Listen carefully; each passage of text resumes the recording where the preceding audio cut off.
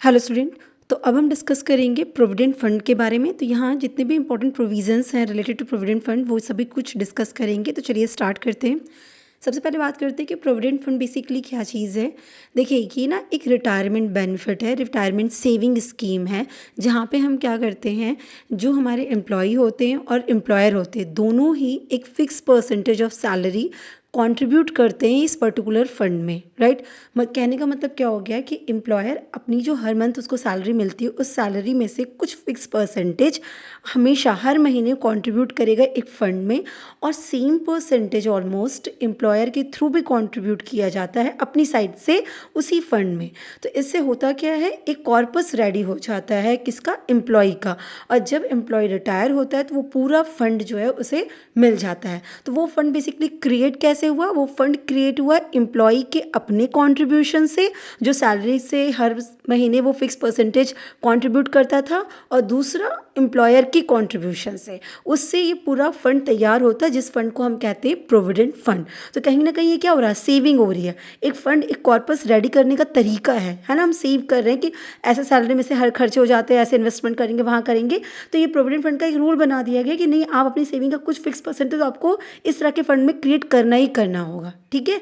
तो यहाँ पे क्या होता है, जो भी कंट्रीब्यूशन एम्प्लॉयर और एम्प्लॉय के थ्रू किया जाता है उसे ना एक अप्रूव सिक्योरिटीज़ में इन्वेस्ट कर दिया जाता है, जैसे एफडीज़ वगैरह हो गया, या गवर्नमेंट की जो प्रॉपर सिक्योरिटीज़ होती है जहाँ पे रिस्क नहीं होता है, ऐसे सिक्योरिटीज़ में इन्वेस्ट कर दिया जाता है। और ये किया क्यों जा रहा है, ये फंड क्यों क्रिएट किया जा रहा है, बेसिकली इस फंड से एम्प्लॉय को ना एक लास्ट टाइम पे रिटायरमेंट के बाद एक अच्छा कॉर्पस मिल जाता है, एक अच्छा खासा कैपिटल अमाउंट मिल जाता है, फंड क्रिएट करके मिल जाता है, जो उसके रिटायरमेंट में हेल्प करता है, या रिटायरमेंट से पहले भी कभी कोई इमरजेंसी आ जाए तो वो अपने इस पीएफ से, अपने इस प्रोविडेंट फंड से वो ड्रॉ कर सकता है, उस फंड को निकाल सकता है, क्योंकि वो उसका पैसा है, ठीक है। तो कहीं ना कहीं एक हैवी फंड के अमाउंट को क्रिएट करने के लिए इसी पर्पज से प्रोविडेंट फंड को तैयार किया जाता है, राइट। कहने का मतलब ये हो गया कि अगर किसी एम्प्लॉय का पीएफ कट रहा है, ठीक है, कहते हैं ना कि पीएफ कट रहा है, तो हर महीने सैलरी में से कुछ परसेंटेज उसका कट जाता है ऑलरेडी। कहाँ के लिए, पीएफ के लिए, एक फंड के लिए, एक अकाउंट में। तो जो उसका वो फंड कट करके जिस अकाउंट में जा रहा है, बेसिकली उस अकाउंट में किस तरह के अमाउंट रहेंगे, तो जिसे हम कहते हैं ना कि जो आपका प्रोविडेंट फंड है उसका जो बैलेंस होगा, उस अकाउंट का जो बैलेंस होगा, वहाँ पे क्या क्या चीज़ें आपको मिलेंगी।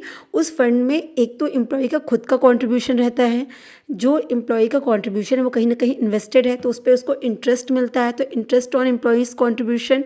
इसके अलावा क्या होता है, एम्प्लॉयर भी सेम कंट्रीब्यूट करता है, तो एम्प्लॉयर का कभी जो कंट्रीब्यूशन अमाउंट है वो भी आपको उस अकाउंट में दिखेगा, और एम्प्लॉयर के कंट्रीब्यूशन पे जो इंटरेस्ट उनको रिसीव हो रहा होगा वो भी उस अकाउंट में दिखेगा। मतलब प्रोविडेंट फंड अकाउंट जो होगा उस एम्प्लॉय का, उसमें ये सारे अमाउंट दिख रहे होंगे, उसका खुद का कॉन्ट्रीब्यूशन का अमाउंट, एम्प्लॉयर का कॉन्ट्रीब्यूशन का अमाउंट, और जो पूरा फंड है वो जहाँ पे भी इन्वेस्टेड है उससे जो इंटरेस्ट रिसीव हो रहा है वो भी उस अकाउंट में क्रेडिट रहेगा। Is it clear. So basically ना प्रोविडेंट फंड क्या होता है, कहीं ना कहीं गवर्नमेंट के लिए काफ़ी हेल्पफुल होता है। क्यों, क्योंकि जो ये फंड थोड़ा थोड़ा करके इकट्ठा किया जा रहा होता है वो कहीं ना कहीं गवर्नमेंट सिक्योरिटीज़ में इन्वेस्टेड होता है, जो गवर्नमेंट के लिए एक तरह से रेवेन्यू का काम कर जाती है, गवर्नमेंट के लिए एक स्मॉल सेविंग्स के पास हमेशा अवेलेबल हो जाती है। तो चूंकि ये गवर्नमेंट के लिए सेविंग्स अवेलेबल हो रही है, गवर्नमेंट को इससे फ़ायदा मिलता है, इसी वजह से इनकम टैक्स डिपार्टमेंट ने इस प्रोविडेंट फंड के रिगार्डिंग कुछ एग्जेम्पशंस अलाउ किए हैं, कुछ छूट दे रखी है किसको, एम्प्लॉयज़ को, कि अगर इस तरह का आपका प्रोविडेंट फंड है तो आपको टैक्स में से, सैलरी जो आपकी इनकम मानी जाने वाली है उसमें से कुछ रिलैक्सेशन दिया जाएगा। यहाँ तक बात क्लियर हो गई कि पीएफ बेसिकली क्या हो गया, प्रोविडेंट फंड क्या हो गया। अब हम बात करेंगे किसकी, टाइप्स ऑफ प्रोविडेंट फंड की, ठीक है। ये जो प्रोविडेंट फंड होता है ना कि कई तरीके के होते हैं, बेसिकली 4 तरीके के होते हैं, जो डिपेंड करता है कि आप कहाँ पे जॉब ज्वाइन करके रखे हैं, आपका एम्प्लॉयर कौन है, उसके बेसिस पे ये डिसाइड होता है कि आप किस पीएफ में हैं, ठीक है। जैसे कि मैं आपको बता दूं, टाइप्स की बात करें जब, तो बेसिकली एक होता है रिकॉग्नाइज्ड प्रोविडेंट फंड जिसे हम आरपीएफ कहते हैं, एक होता है अनरिकॉग्नाइज्ड प्रोविडेंट फंड जिसे यूआरपीएफ कहते हैं, एक होता है स्टैट्यूटरी प्रोविडेंट फंड एसपीएफ कहते हैं, और एक होता है पब्लिक प्रोविडेंट फंड जिसे हम पीपीएफ कहते हैं। और पब्लिक प्रोविडेंट फंड ना आप सबने सुन रखा होगा, पीपीएफ का अकाउंट, पीपीएफ का अकाउंट। जब भी कभी कोई स्कीम या सेविंग स्कीम सिखाई जाती है तो वहाँ पे बोला जाता है ना कि आप अपना पीपीएफ ओपन कर लीजिए, तो ये टर्म है जो बार बार सुना होगा आपने। सो बेसिकली ये सिर्फ किस तरह के पीएफ अकाउंट्स हैं वो भी हम एक करके समझेंगे। क्लियर हो गया? तो पीएफ का पहले ऑब्जेक्टिव समझ लीजिएगा कि एक तरीके से एक कॉर्पस रेडी करने का, हैवी अमाउंट इकट्ठा करना है, एक सेविंग स्कीम है जिससे हमें बहुत सारा पैसा एक साथ इकट्ठा कर लेना है जो आपकी इमरजेंसी सिचुएशन में या रिटायरमेंट के टाइम पे आपको मिल जाए। इसीलिए आप पीएफ रेडी करिए। पीएफ बस यही फंड है, प्रोविडेंट फंड प्रोवाइडेड किया गया, मतलब सबने दिया है और फिर वो फंड क्रिएट हुआ है, आपने जो कंट्रीब्यूट किया है, आपके एम्प्लॉयर ने जो कंट्रीब्यूट किया उससे ये फंड रेडी हो रहा है। यहाँ तक बात क्लियर होगी? सो अब एक एक करके समझते हैं। सबसे पहले बात करेंगे किसकी? हम रिकॉग्नाइज्ड प्रोविडेंट फंड की। देखिए नाम से क्या कह रहा है, ये ऐसा फंड का अमाउंट है, ये ऐसा फंड है बेसिकली जो रिकॉग्नाइज्ड है। रिकॉग्नाइज्ड होने का क्या मतलब? जिसको पहचान मिली हुई है। तो कहने का क्या मतलब हो गया कि रिकॉग्नाइज्ड प्रोविडेंट फंड वो प्रोविडेंट फंड होता है जिसको इनकम टैक्स के कमिश्नर के थ्रू रिकॉग्नाइज किया गया है, अप्रूव किया गया है, अलाउ किया गया है। ठीक है, तो उसको हम कहते हैं रिकॉग्नाइज्ड प्रोविडेंट फंड। बेसिकली जो हमारे प्राइवेट सेक्टर के एम्प्लॉयज़ होते हैं, अगर वो इस तरह से इस्टेब्लिशमेंट में काम करते हैं जहाँ पे 20 या 20 से अबव एम्प्लॉयज़ वर्क करते हैं, तो वहाँ जो पीएफ उनके थ्रू स्टेबल किया जाता है, पीएफ का अकाउंट जो क्रिएट किया जाता है उनके एम्प्लॉयर के थ्रू, उसे अगर जो आपके इनकम टैक्स कमिश्नर होते हैं वो रिकॉग्नाइज करते हैं, उसे अप्रूव कर देते हैं, तो उस तरह के फंड को हम रिकॉग्नाइज प्रोविडेंट फंड कहते हैं। बेसिकली प्राइवेट सेक्टर्स में ये चीज़ आपको देखने को मिल जाएगी। ठीक है, ये जो आरपीएफ होता है वो गवर्नड होता है पार्ट ए के शेड्यूल 4 से, इनकम टैक्स एक्ट 1961 के पार्ट ए जो शेड्यूल 4 में है वहाँ पे, और रूल 3 में बेसिकली ये सारी बातें मेंशन की गई। क्या मेंशन किया गया? इस शेड्यूल में बताया गया है कि भाई आरपीएफ के रिगार्डिंग जो भी इंपॉर्टेंट प्रोविजंस है वो सब यहाँ मेंशन है। लाइक कि रिकॉग्निशन ऑफ द फंड कैसे होगा या क्या चीज़ होती है, एम्प्लॉयज़ एम्प्लॉयर का जो कॉन्ट्रीब्यूशन होगा इस फंड में वो कैसे होगा या कितना होगा, जो एक्मुलेटेड बैलेंस दिख रहा है, जो टोटल फंड आपको दिख रहा होगा उसकी ट्रीटमेंट कैसे करनी है, उसका एग्जम्पशंस क्या क्या प्रोविजंस रहेगा, वो सब बातें आपको इस शेड्यूल के अंदर मिल जाने वाली हैं। क्लियर हो गया? तो इनकम टैक्स कमीशन जो रिकॉग्नाइज करता है बेसिकली वो इसी शेड्यूल के अकॉर्डिंग इसको रिकॉग्नाइज करता है। ठीक है, सो जो आरपीएफ हो गया वो क्या हो गया? एक ऐसा फंड जो employees provident fund and miscellaneous provision act 1952 के अंदर अगर कॉन्स्टिट्यूट हुआ है तो उसको भी हम रिकॉग्नाइज प्रोविडेंट फंड कहेंगे। मतलब एक तो ये हो गया भाई कि कमिश्नर ने उसे अप्रूव कर दिया है, ठीक है, तो भी वो आरपीएफ बन गया। और एक ऐसा है कि अगर वो इस एक्ट के अंदर कॉन्स्टिट्यूट हुआ, इस एक्ट से गवर्न होकर कॉन्स्टिट्यूट हुआ, वो फंड क्रिएट किया जा रहा है, तो भी उसे रिकॉग्नाइज प्रोविडेंट फंड की कैटेगरी में रखा जाएगा। और जब आरपीएफ की कैटेगरी में रखा जाएगा तो जो भी एग्जेम्पशंस, जो भी taxing provisions income tax act में आरपीएफ के रिगार्डिंग हैं वो सब उस पर एप्लीकेबल हो जाएंगे। यहाँ तक बात क्लियर हो गई? अच्छा, इसके साथ एक चीज़ और बता दूँ कि अगर सपोज करिए कि जो कमिश्नर है उन्होंने अपनी रिकॉग्निशन को विड्रॉ कर लिया, तो जिस मोमेंट पे उन्होंने रिकॉग्निशन को विड्रॉ किया ना, एट दैट टाइम आपका आरपीएफ नहीं रहेगा। ठीक है, वो रिकॉग्नाइज्ड प्रोविडेंट फंड नहीं रह जाएगा। यहाँ तक बात क्लियर हो गई? तो ये तो रिकॉग्नाइज्ड प्रोविडेंट फंड किसे कहते हैं वो चीज़ें हो गई। अब ना हम इसके एग्जेम्पशन एंड टैक्सेबिलिटी प्रोविजंस को समझ लेते हैं, क्योंकि आरपीएफ कहीं ना कहीं बहुत इंपॉर्टेंट है। तो आरपीएफ के एग्जेम्पशन टैक्सेबिलिटी प्रोविजन को हम थोड़ा सा अच्छे से समझ लेते हैं। ठीक है, और एग्जाम में भी ज़्यादातर जो न्यूमेरिकल आता है वहाँ पे इस आरपीएफ से रिगार्डिंग आपको चीज़ें मिल जाती हैं। ठीक है, तो जब भी हम इसके एग्जेम्पशन एंड टैक्सेबिलिटी की बात करते हैं ना, तो टैक्स रूल को जब आपको देखना है ना तो उसको 4 पार्ट में देखना चाहिए। ठीक है, हर एक प्रोविज़न, हर एक एग्जेम्पशन के रूल आपको इन्हीं 4 चीज़ में दिखेंगी। क्या क्या? एक, एम्प्लॉय ने जो कंट्रीब्यूट किया है अपनी सैलरी का पार्ट, उसको कैसे ट्रीटमेंट मिलनी चाहिए, उसमें क्या एग्जम्पशन मिलना चाहिए। फिर जो एम्प्लॉयर ने अपनी तरफ से कंट्रीब्यूट किया है एम्प्लॉई के लिए उस प्रोविडेंट फंड में, उस एम्प्लॉयर के कंट्रीब्यूशन पे क्या टैक्सेबिलिटी बनती है, क्या एग्जम्पशन मिलता है। फिर इंटरेस्ट जो अर्न किया एम्प्लॉय के कंट्रीब्यूशन पे या एम्प्लॉयर के कंट्रीब्यूशन में, जो भी इंटरेस्ट अर्न किया गया है उस पर क्या एग्जम्पशन या टैक्सेबिलिटी का प्रोविज़न है। और लास्ट है लमसम विड्रॉवल, कि अगर हमने अपने प्रोविडेंट फंड में से कुछ भी पैसा एक साथ हैवी अमाउंट हम विड्रॉ करते हैं, लमसम अमाउंट विड्रॉ करते हैं, तो उस सिनेरियो में क्या हमारा एग्जम्पशन का प्रोविज़न रहेगा। ठीक है, ये 4 चीज़ें हैं बेसिकली जिसके बेसिस पे ही आपको सारा टैक्सेबिलिटी चीज़ें, एग्जम्पशन चीज़ें समझनी पड़ती हैं। ठीक है, तो अगर हम बात आरपीएफ की करें तो अगर जो एम्प्लॉयज़ का ओन कंट्रीब्यूशन होता है आरपीएफ में, वो डिडक्शन के लिए एलिजिबल होता है अंडर सेक्शन 80C। ठीक है, वो भी कितना 1.5 लाख तक, अप टू ₹1,50,000 तक। लेकिन ये एलिजिबिलिटी आपको, ये डिडक्शन का आपको फ़ायदा तब मिलेगा जब आप जो न्यू टैक्स रिजाइम है उससे ऑप्ट आउट होते हैं, मतलब बाहर होते हैं, आप नया टैक्स रिजाइम को फॉलो नहीं करते हैं, आप ओल्ड टैक्स रिजाइम से अपना टैक्स कैलकुलेट करके पे कर रहे होंगे, ओल्ड टैक्स रिजाइम के हिसाब से आप पे टैक्स स्लैब लग रहा होगा। इन दैट सिनेरियो आप एम्प्लॉई ने जितना भी कंट्रीब्यूट किया होगा आरपीएफ के अंदर, उस कंट्रीब्यूशन का आप एग्जेम्पशन ले सकते हैं, लेकिन लिमिट कितनी है, मैक्सिमम 1.5 लाख। ठीक है। अच्छा, अब एम्प्लॉयर ने जो कंट्रीब्यूट किया उसका क्या होगा, तो उसमें बोला गया कि up to the 12% of salary is exempt and excess will be taxable as a salary. तो सैलरी का 12% कैलकुलेट किया जाएगा।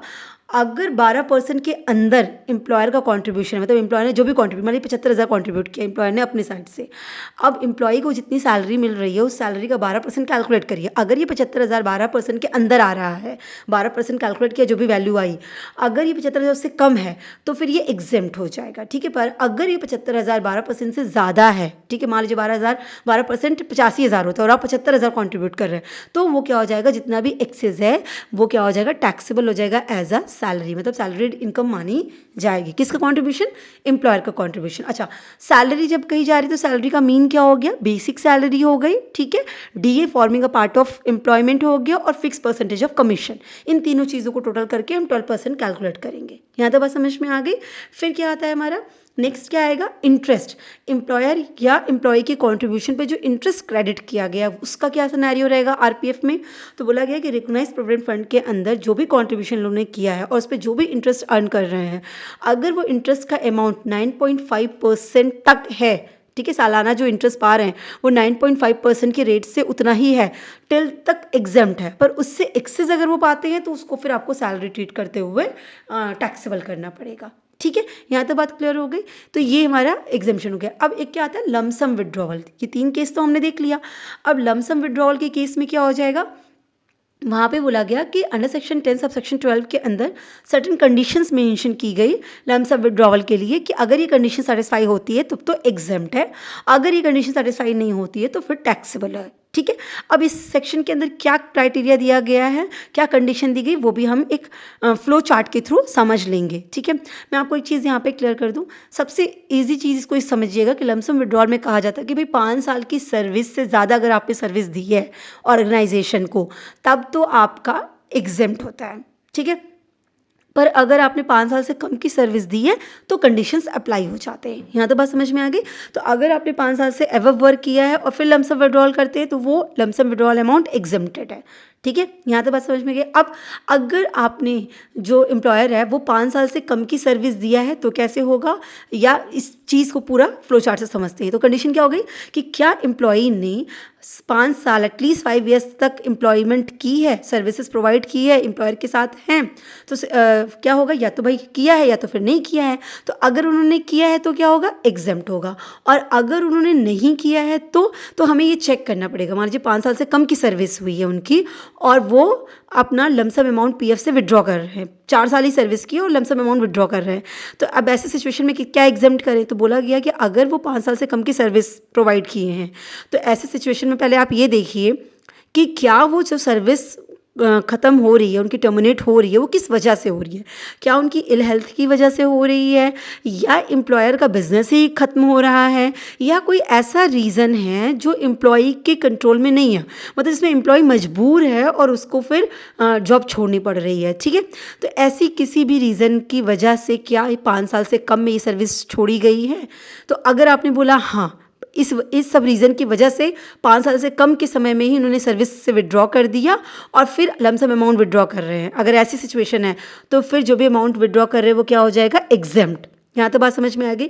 तो बहुत सिंपली इनकम टैक्स एक्ट ने कहा, उन्होंने कहा कि भाई देखो, अगर आप एक साथ कुछ अमाउंट विड्रॉ कर रहे हैं, लमसम अमाउंट विड्रॉ कर रहे हैं, तो क्या कम से कम आपने 5 साल की सर्विस दी है ऑर्गेनाइजेशन को। अगर आपने 5 साल की सर्विस दी है ऑर्गेनाइजेशन को तो फिर तो आपने जितना लमसम विड्रॉ किया एग्जेम्प्ट हम कर देंगे। पर अगर आपने 5 साल से कम की सर्विस दी है ऑर्गेनाइजेशन को तो पहले चेक करिए कि आपने 5 साल से कम की सर्विस क्यों की है। क्या आपकी हेल्थ नहीं सही थी, या ऑर्गेनाइजेशन का खुद का बिजनेस खत्म हो गया, या ऐसा कोई रीज़न था जहाँ पे आपके कंट्रोल के बियॉन्ड था, तब आपने 5 साल से कम की सर्विस पे विड्रॉ किया है और लमसम अमाउंट भी आप विड्रॉ कर रहे हैं, तो ऐसी सिचुएशन है तब तो आप एग्जेम्प्ट हैं। पर अगर ऐसी सिचुएशन भी नहीं है और फिर आप लमसम अमाउंट विड्रॉ कर रहे हैं, मतलब ना तो आपकी इल हेल्थ थी, ना तो ऑर्गेनाइजेशन का बिजनेस बंद हो रहा था, ना ही कोई और ऐसा अनकंट्रोलेबल रीज़न था एम्प्लॉई का, और उसके बाद भी वो 5 साल से कम की सर्विस दे के और विड्रॉ कर रहे हैं पीएफ का अमाउंट, तब क्या होगा, है ना? नो। तो फिर आपको फिर क्या चेक करना है, is the entire balance standing to the credit of the employee's transfer to his individual account in any RPF maintain with his new employer. तो कई बार ऐसा होता है ना कि हम 5 साल से कम की सर्विस प्रोवाइड किए, पर अब हम नई जगह ज्वाइन कर रहे हैं, नया जॉब ज्वाइन कर रहे हैं, तो क्या जब आपने कहा कि नहीं भाई कोई ख़राब हेल्थ वेल्थ नहीं थी, ये सब रीज़न नहीं था, फिर भी ये 5 साल से कम की सर्विस प्रोवाइड किए हैं, तो फिर आपको ये देखना होगा कि क्या जो ये विड्रॉ कर रहे हैं पैसा वो किसी और अकाउंट में क्रेडिट हो रहा है जो इनके नए एम्प्लॉयर के साथ आरपीएफ का अकाउंट है, क्या ऐसा कुछ है? तो अगर ऐसा कुछ है और इस वजह से विड्रॉ हुआ, तब तो फिर क्या है, एग्जेम्प्ट है। पर अगर ऐसा नहीं है, नो, तो फिर तो वो जितना भी पैसा है वो आपका क्या हो जाएगा, टैक्सेबल हो जाएगा। और दूसरी सिचुएशन उन्होंने क्या कही कि मान लीजिए आप नहीं किसी दूसरे एम्प्लॉयर के यहाँ ज्वाइन कर रहे हैं, आपका दूसरा आरपीएफ अकाउंट पे पैसे नहीं जा रहे हैं, तो आप ये देखिए कि क्या पूरा का पूरा बैलेंस उन्होंने किसी एनपीएस अकाउंट में ट्रांसफ़र किया है, जो नई पेंशन स्कीम आई है और गवर्नमेंट की एटीसीसीडी के अंदर, क्या अपने जो पीएफ का पैसा था, जो लमसम अमाउंट विड्रॉ किया एम्प्लॉई ने, उस पूरे पैसे को इन्होंने एनपीएस में किसी एनपीएस में डिपॉजिट किया है? अगर हाँ तो भाई एग्जिम कर दो, और अगर ना तो टैक्सेबल कर दो। बात क्लियर हो गई? आप इसको बहुत अच्छे से समझेंगे, समझ में आ गया। एकदम शॉर्ट में इसको समझिए कि लमसम अमाउंट अगर आप विड्रॉ कर रहे हैं ड्यूरिंग एम्प्लॉयमेंट, तो आपको क्या ध्यान देना है कि क्या 5 साल की सर्विस प्रोवाइड की? हाँ, 5 साल से ज़्यादा की सर्विस प्रोवाइड की थी और फिर लमसम विड्रॉ किया, तो फिर पूरा पैसा एग्जेम्प्ट। पर 5 साल से कम की सर्विस थी और आप पैसा विड्रॉ कर रहे हैं, तो कंडीशन चेक करिए।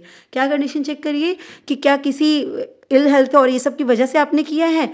अगर हाँ, तब तो फिर ठीक है, हम आपको एग्जाम कर दे रहे हैं। अगर नहीं, ऐसी वजह नहीं थी, फिर भी आपने किया, तो ऐसी सिचुएशन में देखिए कि क्या पैसा जो आपने विड्रॉ किया है वो दूसरे एम्प्लॉयर के यहाँ पे जो एनपीएस अकाउंट था उसमें ट्रांसफ़र किया है? अगर हाँ ऐसा है तो फिर कोई बात नहीं, हम एग्जाम कर दे रहे हैं, क्योंकि वो दूसरे आपके एनपीएस आरपीएफ अकाउंट में चला गया है। पर अगर नहीं, ऐसा भी नहीं है, तो फिर आपको टैक्सेबल हो जाएगा। और दूसरी सिचुएशन ये बनती है कि मान लीजिए आप एम्प्लॉयर क्या ज्वाइन नहीं किए हैं, तो क्या आपने इस पैसे को एनपीएस अकाउंट में ट्रांसफर कर दिया? जो पीएफ का पैसा विड्रॉ किया आपने, क्या एनपीएस अकाउंट में ट्रांसफर किया एटीसीसीडी के अंदर जो नोटिफाइड है? अगर हाँ, तो फिर हम फिर एग्जाम्प्ट कर देंगे। पर अगर ऐसा भी नहीं है, तो फिर जो भी अमाउंट है हम उस पर टैक्स चार्ज करेंगे, ठीक है, उसको सैलरी मांगते हुए टैक्सेबल हो जाएगा। ये तो हमारा आरपीएफ का हो गया। अब हम क्या करेंगे, अनरिकॉग्नाइज्ड प्रोविडेंट फंड और स्टैट्यूटरी प्रोविडेंट फंड को इन शॉर्ट समझते पहले, ठीक है। अनरिकॉग्नाइज्ड, देखिए यहाँ इसकी टैक्सेबिलिटी प्रोविजन हमने आरपीएफ की बहुत डिटेल में समझ ली, क्योंकि इसमें कई चीज़ें थी, ठीक है। और यूआरपीएफ, एसपीएफ वगैरह को ना हम इन शॉर्ट में एक टेबुलर फॉर्म में समझ लेंगे अभी। तो पहले अनरिकॉग्नाइज्ड प्रोविडेंट फंड होता क्या, पहले वो समझते हैं। देखिए अनरिकॉग्नाइज्ड पीएफ, ये वो पीएफ है जो जिसको रिकॉग्निशन नहीं मिली हुई है। क्लियर हो गया?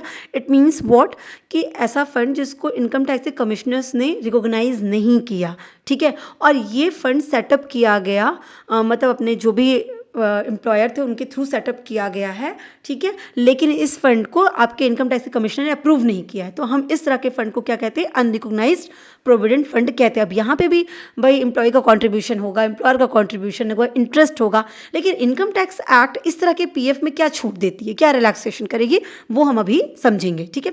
दूसरा आता है हमारा स्टैट्यूटरी प्रोविडेंट फंड। नाम से क्लियर है, स्टैट्यूटरी है, लीगल है ना, गवर्नमेंट के हिसाब से है। तो एसपीएस जो होता है वो 1925 पीएफ एक्ट के अकॉर्डिंग गवर्नड होता है। ये अप्लाई होता है सभी government employees, railway, semi government institution, local bodies, universities, जितने भी रिकॉग्नाइज एजुकेशन इंस्टीट्यूट्स हैं, वहाँ सब जो पीएफ जाता है, जो पीएफ कट होता है, वो किस अकाउंट में जाता है, एसपीएफ अकाउंट में जाता है, ठीक है। इस तरह का जो पीएफ होता है वो एडमिनिस्टर्ड और मैनेज किया जाता है किसके थ्रू, गवर्नमेंट ऑर्गेनाइजेशंस के थ्रू, ठीक है। वहीं अगर आरपीएफ की बात करें ना, तो आरपीएफ किस एक्ट के अंदर गवर्न होता था, employees provident fund miscellaneous provision act 1952 के अंदर गवर्न होता था, या फिर भाई उसको कमीशन ने अप्रूव किया होता था। और उसको कौन एडमिनिस्ट्रेट करता था, कौन रन करता था, तो जो गवर्नमेंट का ईपीएफओ होता है वो, या कोई भी प्राइवेट ट्रस्ट ट्रस्ट कर सकती थी जिसको इनकम टैक्स कमिश्नर ने क्या किया हुआ, अप्रूव किया हो, वो उनके थ्रू एडमिनिस्टर और मैनेज किया जाता था, ठीक है, आरपीएफ के केस में।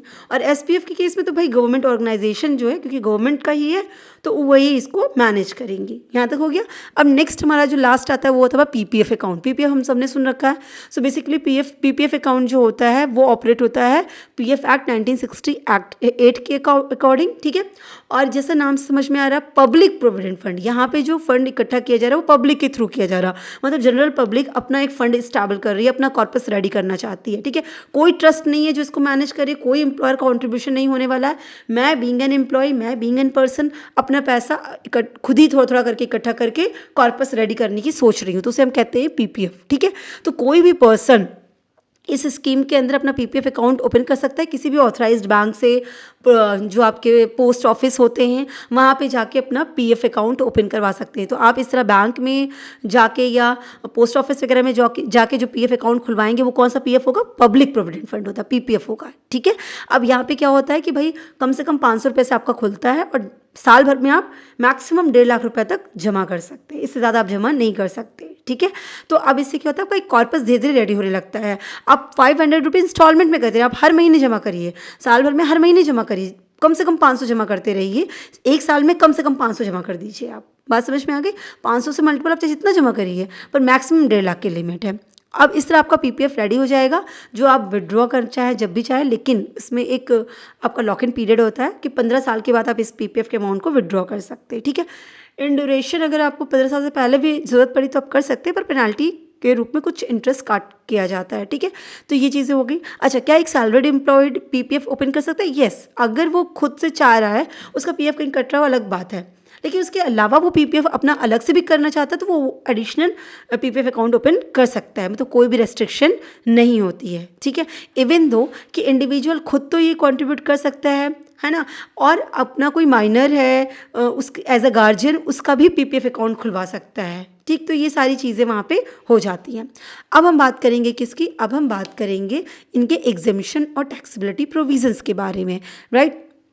एग्जेम्पशन टैक्सेबिलिटी प्रोविजन की जब बात करेंगे तो इसका मतलब क्या हो गया कि अगर आपका पीएफ प्रोविडेंट फंड आरपीएफ है तब क्या इनकम टैक्स एक्ट उसको क्या एग्जेम्पशन देगी, कैसे टैक्सेबल करेगी। अगर आपका अनरिकॉग्नाइज्ड पीएफ है तब कैसे करेगी, एसपीएफ है तब कैसे करेगी, और पीपीएफ खुलवा रखा है तब कैसे आपको एग्जेम्पशन या टैक्सेबिलिटी चार्ज होगी आप पे, ठीक।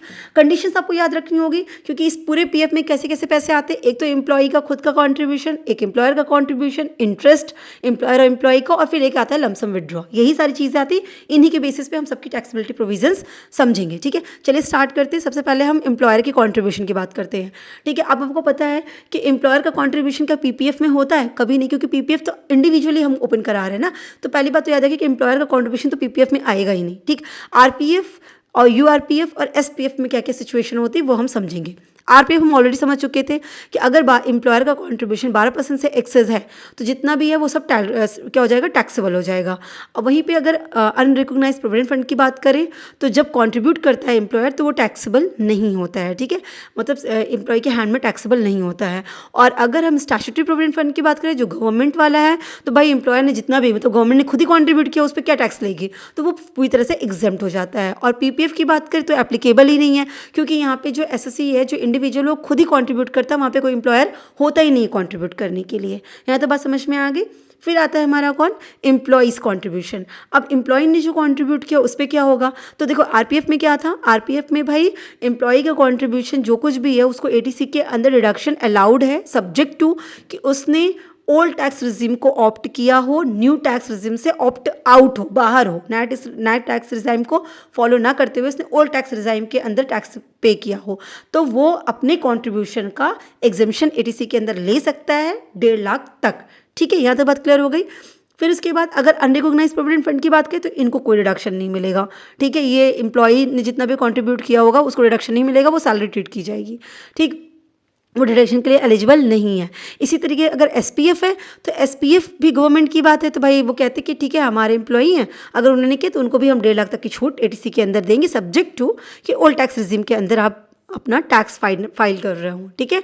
और इसी तरीके से पीपीएफ में भी ये अलाउड है, ठीक है। आप इन बीइंग एन इंडिविजुअल, मैं अपना पीएफ अकाउंट ओपन करवा के खुद ही से सब पैसा इकट्ठा कर रही हूँ, तो इनकम टैक्स कहती है आप एक अच्छा काम कर रहे हैं, अपने सेविंग्स इकट्ठा कर रहे हैं, बल्कि वो पैसा तो गवर्नमेंट के पास ही जा रहा है जिससे वो यूज़ कर सक रही हैं 15 साल के लिए, इसीलिए वो आपको यहाँ पे भी रिलैक्सेशन प्रोवाइड कर देती हैं, ठीक है। यहाँ तो बात समझ में आ गई। अब यहाँ पे कुछ चीज़ें मैंने इसके आगे का जैसे यहाँ पे नहीं दिख रहा है, तो वो ये चीज़ें हैं कि tax exam provided under section 115 BAC, तो वही सेम चीज़ है कि भाई आप नए टैक्स एग्जाम के अंदर नहीं हो, ये चीज़ ध्यान रखना है, आप उसको ऑप्ट आउट कर चुके हों, ठीक है, आप वहाँ से शिफ्ट कर दी हों, तभी आप डिफ़ॉल्ट टैक्स एग्जाम के अंदर नहीं होने चाहिए, ठीक है, तभी आपको ये चीज़ों का फ़ायदा मिलेगा, ठीक है। अब बात करते हैं, यहाँ तो हो गया एम्प्लॉय का कॉन्ट्रीब्यूशन खत्म। अब अगर इंटरेस्ट जो रिसीव हो रहा है उस पर क्या होगा, उस पर क्या टैक्सेबिलिटी प्रोविजन बोला गया, तो बोला गया कि अगर एम्प्लॉयर ने जो कंट्रीब्यूट किया उस पर जो इंटरेस्ट क्रेडिट हुआ है उस केस में क्या हो गया। अगर हम आरपीएफ की बात करें तो उन्होंने क्या कहा कि 9.5% से एक्सेस जो भी होगा, ठीक है, सैलरी का 9.5% से ज़्यादा एक्सेस जो भी आपने इंटरेस्ट रिसीव किया होगा वो क्या हो जाएगा, एज अ सैलरी ट्रीट किया जाएगा, टैक्सेबल हो जाएगा, ठीक। ये हमने ऑलरेडी डिस्कस कर रखा है।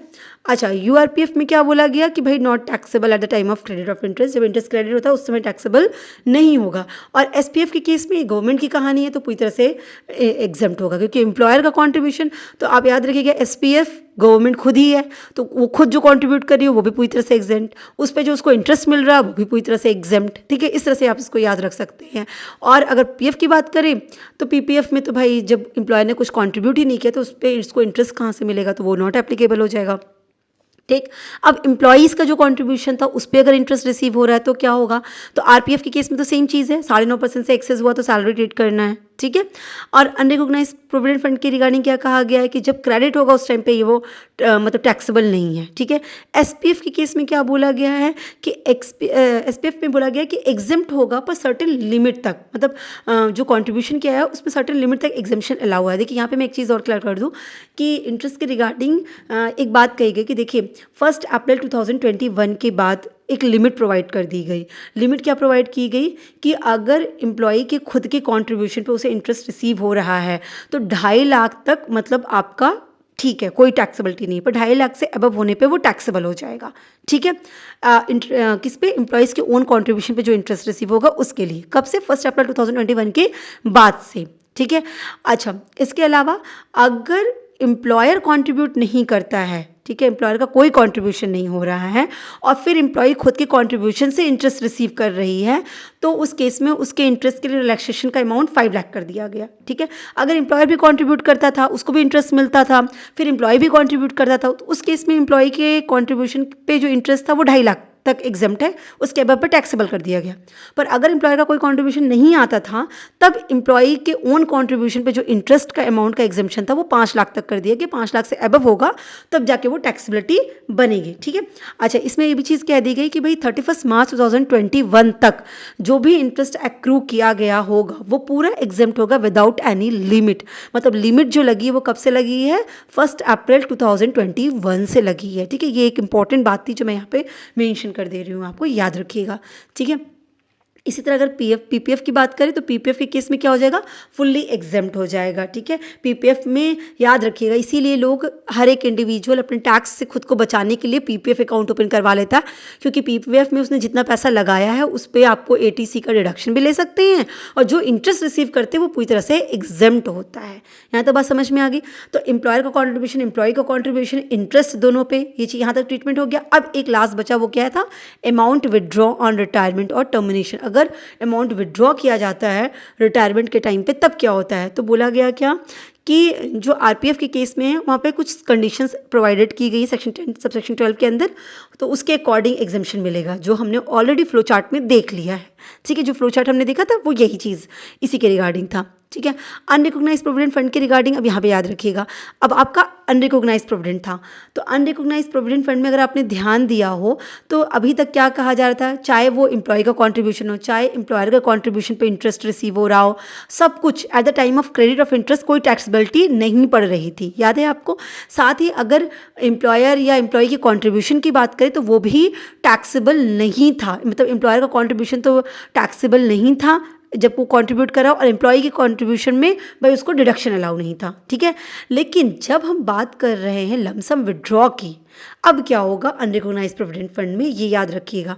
तो यहाँ पे क्या बोला गया, जब उस टाइम कंट्रीब्यूट कर रहे थे तब तो कोई टैक्सेबिलिटी नहीं थी, जब लेकिन पूरा कॉर्पस रेडी हो गया तो आप रिटायरमेंट पे आ गए और फिर अब आप फंड रिसीव कर रहे हैं, तब क्या होगा, यहाँ पे देखिएगा अनरिकॉग्नाइज्ड प्रोविडेंट फंड में जितना भी एम्प्लॉय का कंट्रीब्यूशन था वो टैक्सेबल नहीं होगा, लेकिन जो एम्प्लॉय के कंट्रीब्यूशन पे उनको इंटरेस्ट मिल रखा है वो इंटरेस्ट टैक्सेबल होगा under the head of income from other sources. और इसी तरीके से जो एम्प्लॉयर का कंट्रीब्यूशन होगा और इंटरेस्ट होगा वो दोनों की दोनों सैलरी ट्रीट करते हुए टैक्सेबल किया जाएगा। ये अनरिकॉग्नाइज्ड प्रोविडेंट फंड की कंडीशंस हैं, ठीक है। एसपीएफ के केस में क्या हो जाएगा, वो एग्जेम्प्ट हो जाएगा और पीपीएफ के केस में भी वो फुल्ली एग्जेम्प्ट हो जाएगा। जितना भी अमाउंट आपने विड्रॉ किया होगा पूरा कॉर्पस अमाउंट पीपीएफ में एग्जेम्प्ट होता है और इसीलिए सब चाहता है कि हम पीपीएफ ओपन करवा लें, क्योंकि जब आप कंट्रीब्यूट कर रहे होते तो आप एटीसी का डिडक्शन ले सकते हैं, जब आपको इंटरेस्ट रिसीव हो रहा है तो पूरी तरीके से एग्जेम्प्ट होगा, और जब अमाउंट आप विड्रॉ करते हैं तो वो भी फुल्ली एग्जेम्प्ट है। तो पीपीएफ सबसे बेस्ट होता है टैक्स सेविंग के लिए। आई होप आपको पूरी चीज़ें क्लियर हुई होंगी, पीपीएफ का पूरा कॉन्सेप्ट क्लियर हुआ होगा। Wish you all the best, thank you so much.